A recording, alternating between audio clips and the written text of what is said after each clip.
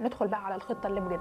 ايه هي الحاجات اللي ساعدتني ان انا احسن مستواي في ثانويه عامه في المادتين اللي انا قلت لكم عليهم، وفي المواد الثانيه ازاي الحمد لله في المراجعات قدرت ان انا بجد انا مستعده ادخل امتحان ثانويه عامه بكره. هنعمل ايه دلوقتي؟ الامتحانات قربت والمواد كتير ولسه ما بدأناش مراجعه، او بدأنا بس لسه تايهين. تعالوا اقول لكم في الفيديو ده هنعمل ايه.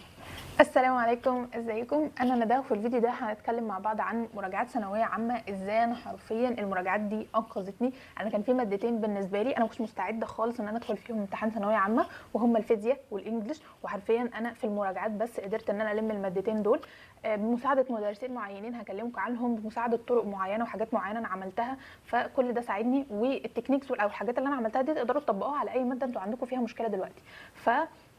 رسالتي ليكم اول حاجه ان انا واحده اهو كان عندي مشكله في مادتين، الحمد لله دخلت وامتحنت فيهم وعديتهم عادي، ودخلت طب والدنيا عدت ومفيش اي مشكله. فبالعكس انتوا دلوقتي في مراجعات، انتوا لسه قدامكم حوالي شهرين تقريبا. اتاكدوا ان انتوا ان شاء الله قدامكم لسه مده كبيره ان انتوا تراجعوا وان انتوا تلموا اي حاجه واقعه معاكم. والله العظيم تقدروا تدخلوا امتحان ثانويه عامه وانتوا قلبكم جامد فيها. فمن غير ما اطول عليكم يلا بينا نبدا. طيب ايه هي النقطه اللي كانت بتفرق في اللي انا من وجهه نظري شايفه ان هي فرقت في مستواه واللي هتفرق في مستوى اي حد من كان مثلا مستواه مش كويس على مدار السنه، او كان في ماده يعني مش ماسك فيها الدنيا قوي وكل الكلام ده، ومستواه يفرق فيها في المراجعات؟ ان المراجعات ليها طريقه مذاكره تانية خالص. فمن وجهه نظري اللي انا شايفاه ان في 3 اخطاء بيتعملوا في مذاكره المراجعات بالذات، هم دول اللي بيخلوا ناس ما تعرفش تظبط مواد معينه، او تحس ان هي بتذاكر وما فيش اي نتيجه. الموضوع ما اختلفش عن اللي انا كنت بعمله طول السنه وبرده ما بعرفش احل، او برده حاسس ان انا مش مستعده ادخل امتحان ثانويه عامه. اول حاجه ان انتوا بتذاكروا كل حاجه بنفس الوزن، يعني انتوا بتدوا كل حاجه نفس الاهميه، مع انه ده مش حقيقي. الناس ممكن تقول لك لا انا لازم اهتم بكل الابواب وكل المواد ومش عارف ايه، بس ماشي، انا دلوقتي في حاله ان انا محتاجه اظبط كل حاجه، يبقى انا محتاجه اعرف انا واقف فين في كل ماده عشان اقدر يعني احدد انا همشي عليها بسرعه قد ايه، انا همشي فيها بمجهود قد ايه، بطاقه قد ايه. يعني ما ينفعش ماده مثلا انا مظبط فيها الدنيا، انا يا عم وحش فيزياء، انا يا عم راجل دماغي توزن بلد وشاطر في الرياضه، انا يا عم راجل شاعر وشاطر في العربي، فخلاص ما ينفعش ان انا اهتم بالماده دي نفس اهتمامي بماده تانية انا حرفيا ضايع فيها، ما ينفعش. وكذلك جوه نفس الماده، ان انا ما ينفعش في ابواب معينه انا عارف ان هو باب سهل ان انا اقعد اذاكر فيه واجيب فيه من الاول والاخر واحل فيه 500 سؤال، وسايب الباب التاني اللي انا اصلا ضايع فيه ومش عارف اذاكره، واقول لا انا لازم اخلص ادي الابواب كل الاهتمام واخلص كل حاجه، وبعدين بقى ايه ابقى اركز تاني في الحاجات اللي انا مش كويس فيها. لا، المفروض ان انا اركز وادي كل طاقتي ومجهودي للحاجات اللي انا مش كويس فيها، والحاجات اللي انا كويس فيها اهتم بيها عادي، احل عليها اذاكرها، يعني ابقى ماشي فيها كويس، ولكن مش بنفس اهتمامي بالحاجات اللي انا يعني ضايع فيها حرفيا. فلازم الاول ان انا اعرف انا واقف فين في كل ماده، اجيب ورقه وقلم كده واعرف انا ماده الكيمياء مثلا انا كويس فيها بنسبه 70%، تمام، وكويس في الباب الاول والباب الثاني والباب الثالث، لكن الرابع والخامس عندي فيهم مشكله، وهكذا. اعمل كده في كل المواد، يعني كل ماده اشوف انا واقف فيها فين، وجوه نفس الماده اشوف بالنسبه للابواب او لاجزاء المحتوى. مثلا العربي اشوف انا كويس في النحو، لا مش كويس في البلاغه، لا كويس في القراءه، لا مش كويس في النصوص، وهكذا. ثالث واهم غلطه ان احنا دلوقتي في مرحله ان انا حاسس ان الدنيا اتقفلت في وشي، او ان انا خلاص مزنوق ومش عارف ايه، فانا هلغي مخي وعقلي خالص، ولو انا في اي حاجه انا مش فاهمها انا خلاص انا ما عادش عندي وقت ان انا افهمها، وهبتدي ان انا بصمج او اصلا خلاص بقى هكبر دماغي منها. لا، زي ما قلنا انا لسه عندي وقت، انا اهم حاجه عندي ان انا اكون فاهم المنهج بتاعي، لان الفهم ده هو اللي هيخليني والله اعرف احل في امتحان اخر السنه. فايا كان لو انا قبل الامتحان بيومين وفي حاجه انا مش فاهمها وعندي فرصه ان انا افهمها، اشتغل على نفسي وافهم. تمام، خلصنا واتكلمنا وحاولنا نفتح مواضيع كده للموضوع، ندخل بقى على الخطه اللي بجد.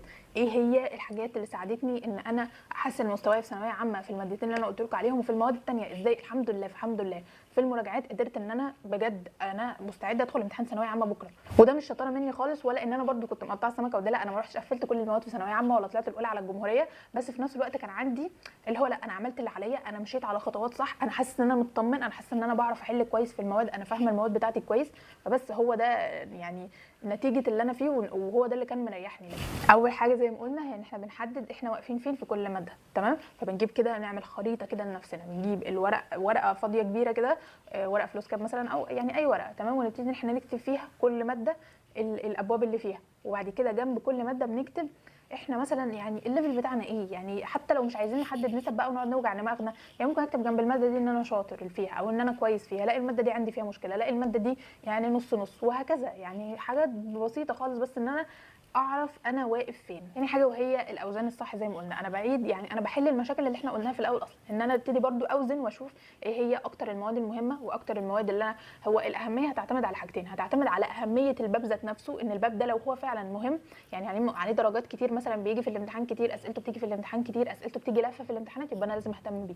وتاني حاجه هو مستواي انا اصلا في الباب ده. وبالنسبه للمدرسين برضو اللي انا كنت براجع معاهم عشان لو حد عايز يعرف يعني، بالنسبه للعربي كان مستر محمد صلاح، بالنسبه للانجليش كان مستر هيثم كمال، بالنسبه للفيزياء كان مستر عبد المعبود، وحرفيا هو ده اللي انقذني. انا بقول لك كان عندي مشكله في الفيزياء والانجليش، هم دول المدرسين اللي انقذوني في المادتين دول. وكل المدرسين طبعا ليهم الشكر، بس انا بقول لكم دول اكتر مادتين كان عندي فيهم مشاكل، والحمد لله ظبطتهم مع المدرسين دول بفضل ربنا وبفضل المدرسين دول وبفضل مجهودي برده واجتهادي واللي انا عملته في المواد دي. بالنسبه للاحياء كنت مع الجوهري، وبالنسبه للكيمياء كنت باخد مع مستر محمود عبد الغفار عندي في، كنت بنزل له سنتر يعني، وانا معاه من اول السنه برده وكملت معاه في المراجعه. محتاج دلوقتي ابدا. طيب انا هبدا ازاي بقى؟ يعني انا ما ينفعش ان انا دلوقتي اكون وصلت اخر شهر تقريبا في ثانويه عامه وانا لسه ما بعرفش اقعد اذاكر مثلا لفتره طويله، مثلا ساعتين ثلاثه. ما ينفعش موضوع البومودورو وان انا اقعد اذاكر 45 دقيقه واخد 15 دقيقه بريك والكلام ده. لازم ان انا يعني مش هضغط على نفسي، ولكن ان انا اعود نفسي ان انا اذاكر فترات طويله. ودي اصلا طريقه مذاكره اسمها البالكينج ميثود، ان انا اقعد اذاكر فتره طويله، ففعلا دماغي تدخل في مرحله التركيز، ان انا عادي قاعد وبذاكر لفتره طويله وبذاكر كميه كبيره وفي نفس الوقت انا مركز عادي. فهي دي الطريقه الصح في مذاكره المراجعات، ودي اول نقطه بنتكلم عنها في مذاكره المراجعات اللي بتختلف عن المذاكره العاديه. انا في وقت المذاكره العاديه على مدار السنه كان عادي براحتي اذاكر 45 دقيقه واخد ربع ساعه بريك والكلام ده والدنيا لذيذه، لكن انا دلوقتي محتاج ان انا اركز يعني اذاكر بتركيز عميق واقعد فتره طويله بذاكر عشان المعلومات.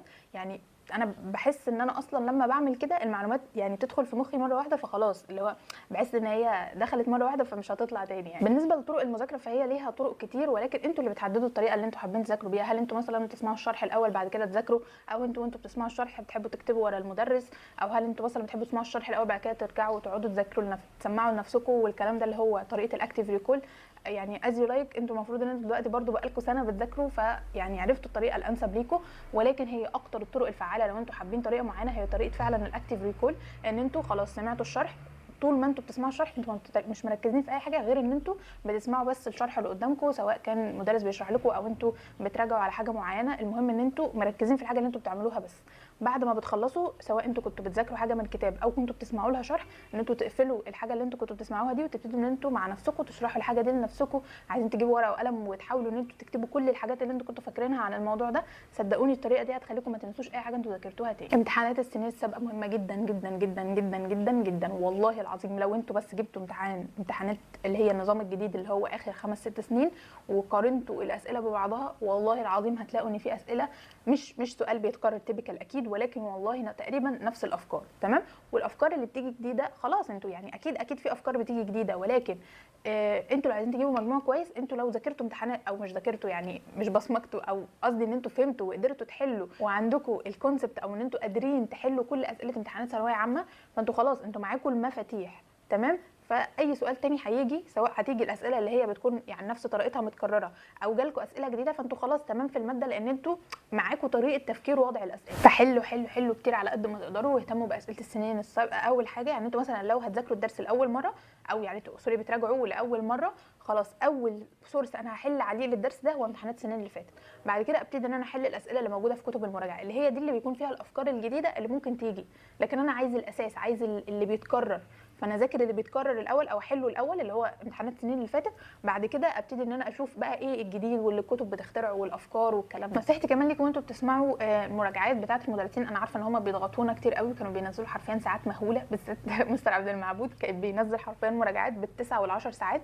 فاتعودوا ان انتوا، انا قايله لكم الموضوع ده من بدري والله، يعني في ناس ممكن تحسها نصيحه سلبيه، بس لا هي نصيحه ايجابيه من وجهه نظري، ان هي توفر عليكم وقت كتير، ان انتوا تتعودوا تسمعوا الفيديوهات متسرعه، سواء على 1.5 ربنا كرمكم وعرفتوا تسمعوا على 2 على حسب ما تقدروا بقى. انا والله عايزه اقول لكم ان انا في مراجعات بس هي حرفيا حاجات انا كنت يعني بسمعها كده يعني تقضيه وقت. يعني مثلا حاجه في فيديوهات مراجعات مستر عبد المعبود انا فاكره كان فيديو اللي هو بتاع حل المقاومات ومش عارف ايه، فانا كده بعرف احلها، ولكن برضو عشان لو قال اي تريك اي حاجه اي كده فسمعت الشرح بتاعه كله، ولكن حرفيا انا سمعت الشرح على 4، فهو المستر حرفيا كان عمال يجري، فانا مش مركزه مع اللي المستر بيقوله، انا مركزه على الكلام اللي بيتكتب على السبوره. لو لقيت فيه معلومه انا مش عارفاها كنت بوقف الفيديو بقى واسمع الشرح الحقيقي وكده.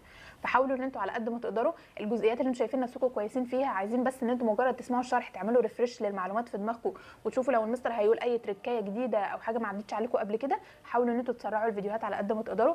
قلنا في الحاجات اللي انتوا فاهمينها ومستوعبينها وهي متسرعه، لو مش مستوعبين الحاجه وهي متسرعه خلاص رجعوا، احنا مش بنجري وبنضيع وقت وخلاص. اخر واهم تركايه، واللي انا شايفه ان هي اهم تركايه في الفيديو ده كله، وهي اللي ساعدتني في الامتحانات بتاعتي، وهي اللي ساعدتني في ليالي الامتحان، كانت حرفيا مصدر ليا مش طبيعي، هي الاسئله اللي انا غلطت فيها.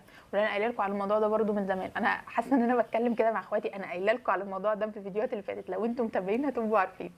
المهم ان هو موضوع ان انا اي سؤال بغلط فيه انا لازم يكون عندي كشكول كده او ورق بقى قطعه من كراسه اي حاجه، المهم ان انا في الكشكول بتاعي ده بكتب فيه كل الحاجات اللي انا غلطت فيها وبراجعها كل شويه، وبعد كده الحاجات دي بجد هتبقى مصدر تحفه ليا في ليالي الامتحان. انا حرفيا بعدي على المنهج كله على هيئه اسئله، وهي دي الاسئله اللي انا غلطت فيها، فلو جات لي في امتحان اخر السنه هي دي اللي ممكن اغلط فيها. فلما براجعها قبل الامتحان بتاعي، او براجعها وبعيد عليها كذا مره اصلا، يعني ما اجلش الموضوع لليالي الامتحان بس، اكون كل فتره كده براجع عليهم، بجد هيفرق في مستواي جدا. اخر حاجه هي شويه نصايح كده من القلب، اهم حاجه في الفتره دي يا جماعه هي نفسيتنا، حاولوا تحافظوا على نفسيتكم على قد ما تقدروا.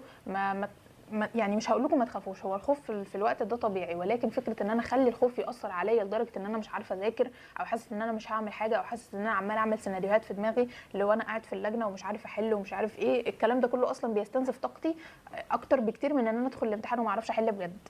ف يعني استعينوا بالله كده، وحاولوا ان انتوا تشيلوا اي افكار من دماغكم، ركزوا بس على اللي انتوا فيه دلوقتي، ما تقارنوش نفسكم بحد، ما تقارنوش نفسكم بحد، مالكوش دعوه زمايلكم وصلوا لفين في المنهج، مالكوش دعوه المدرس اللي انتوا ما بتاخدوش معاه حل كام كتاب وشرح المنهج في كام ساعه ومش عارف بيعمل ايه مع الطلبه بتوعه، خليكم في اللي انتوا اخترتوه واللي انتوا مرتاحين معاه وكملوا معاه، ومالكوش دعوه بحد، ومالكوش دعوه بصاحبكم اللي بيحل 15 كتاب في اليوم والكلام ده كله، انتوا ركزوا في نفسكم وبس. وبالنسبه للنوم، النوم مش تضييع وقت والله العظيم يا جماعه، النوم من الاساسيات، لو انتوا ما بتناموش كويس مش هتعرفوا تذاكروا كويس، مش هتعرفوا تحلوا كويس، والنوم ده بينطبق على الفتره كلها وليله الامتحان. بالله عليكم انا بقولها لكم من دلوقتي، بالله عليكم اللي مقرر يطبق ليله الامتحان عشان يذاكر ولا عشان يلم ولا عشان مش عارف ينام، حرام عليكم والله العظيم انكم بتعملوا نفسكم ان انتوا هتضيعوا مجهود سنه كامله عشان 4-5 ساعات نوم. لا، ناموا يا جماعه وحافظوا على نومكم، لان هو ده اللي بيشحنكم تاني ان انتوا تصحوا تشتغلوا اكتر، وبيدي اصلا دماغكم القدره ان هي تركز.